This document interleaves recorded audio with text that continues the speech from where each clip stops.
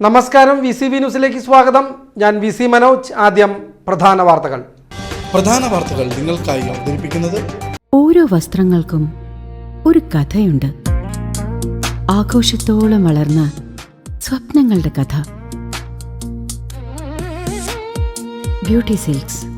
വാക്കുകൾ നിശബ്ദമാകുമ്പോൾ വസ്ത്രങ്ങൾ സംസാരിക്കട്ടെ.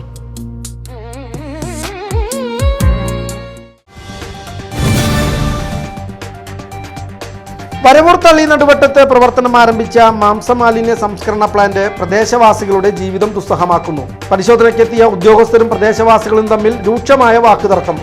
ഹൈക്കോടതി ഉത്തരവിന്റെ മറവിൽ ജനങ്ങളുടെ ജീവനും സ്വത്തിനും സംരക്ഷണം നൽകാതെയാണ് പ്ലാന്റ് പ്രവർത്തിക്കുന്നതെന്ന് നാട്ടുകാർ ആരോപിക്കുന്നു. പ്ലാന്റിൽ നിന്നുള്ള കടുത്ത ദുർഗന്ധം കാരണം വീടുകളിലും ആരാധനാലയങ്ങളിലും പോലും കഴിച്ചുകൂടാൻ സാധിക്കാത്ത അവസ്ഥയിലാണെന്ന് ഇവിടുത്തെ ജനങ്ങൾ.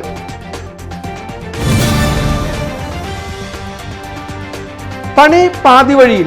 കാഞ്ഞിരക്കോട് പാർലിക്കാട് പാതയിൽ കുഴികൾ നിറഞ്ഞ് അപകട ഭീഷണി. യാത്രക്കാരും തൊഴിലാളികളും ദുരിതത്തിൽ.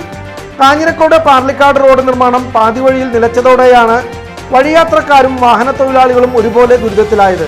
കാഞ്ഞിരക്കോട് മുതൽ കുമ്പളങ്ങാട് പള്ളിമണ്ണ ശിവക്ഷേത്രം വരെയുള്ള ഭാഗങ്ങളിലാണ് റോഡ് പൂർണ്ണമായും തകർന്ന് വൻ കുഴികൾ രൂപപ്പെട്ടിരിക്കുന്നത്.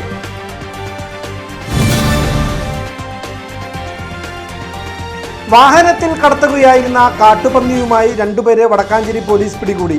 മുപ്ലിയം സ്വദേശികളായ സന്തോഷ്, ഹരിദാസ് എന്നിവരാണ് പിടിയിലായത്. ഷൊർണൂർ ഭാഗത്തു നിന്നും തൃശൂർ ഭാഗത്തേക്ക് വരികയായിരുന്ന കാറിന്റെ പിൻഭാഗത്ത് ചോരയൊലിക്കുന്നത് കണ്ട് പിന്നാലെ വന്ന ബൈക്ക് യാത്രികനാണ് പോലീസ് സ്റ്റേഷനിൽ വിവരം അറിയിച്ചത്.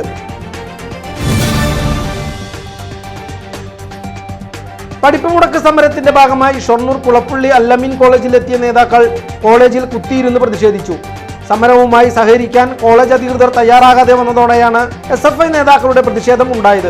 മണിക്കൂറുകളോളം നേതാക്കളും കോളേജ് അധികൃതരും തമ്മിൽ ഉണ്ടായ തർക്കം പരിഹരിക്കാൻ എത്തിയ പോലീസുമായും വാക്കേറ്റമുണ്ടായി.